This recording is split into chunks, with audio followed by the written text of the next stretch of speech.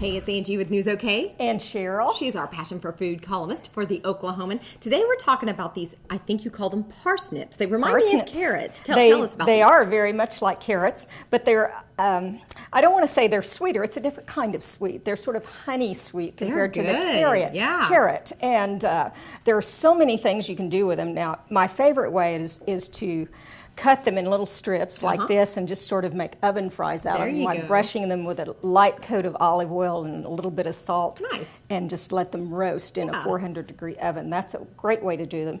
But it has one little drawback. When you start getting parsnips that are this big, they have an interior that's absolutely tough, and it can be almost woody. And it's like a stem almost? Yeah, exactly. Okay. Down inside of the parsnip. And it's particularly prominent when you get a parsnip that's large like this at one end. And and I've seen some that are huge. And so what you want to do, or what I like to do, is to trim a little of that off. Okay. Now, there are a couple of ways you can peel the parsnip. This one is so pretty and clean, I don't really want to do much to it, except wash it and brush it with a vegetable brush. Okay. And I'm just going to scrape a little bit with a knife, and I get just a few of the rough stuff off of it, because I'm just going to roast it, and that's not going to make much difference. And so what I want to do, I'll trim off the end. Okay. And sometimes if it was coming straight out of the ground, the root might be clear down to here in a little tiny string. Okay. And trim off that end.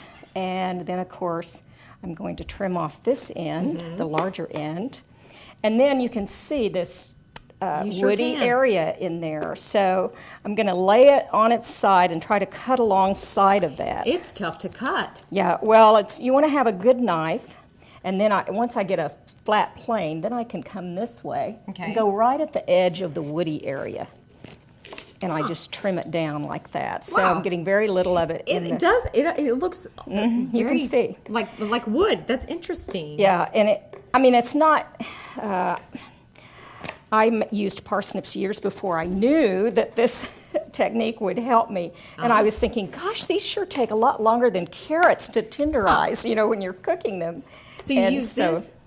Yeah, and this is a vegetable brush. How do you sometimes if the parsnip is really nice and clean, you can just clean up the outside really nicely with a vegetable brush. That's great. And get, all the debris off and rinse it. And so I mentioned that, and some of them are stiffer than this one. I didn't happen to bring a real stiff one with me. But so oven fries, what else can you use these with? Well, parsnips make a beautiful puree, so you can sort of steam them or blanch them in water and then make a puree sort of like mashed potatoes. Nice. And a lot of chefs like to mix parsnips with their mashed potatoes. It lends just a little different flavor, an interesting layer of flavor in there, and you're thinking, these mashed potatoes are a little different. What is it? But it's the parsnip. You can mix them with carrots. That's fun, and just a little it's a melange of vegetables. Yes.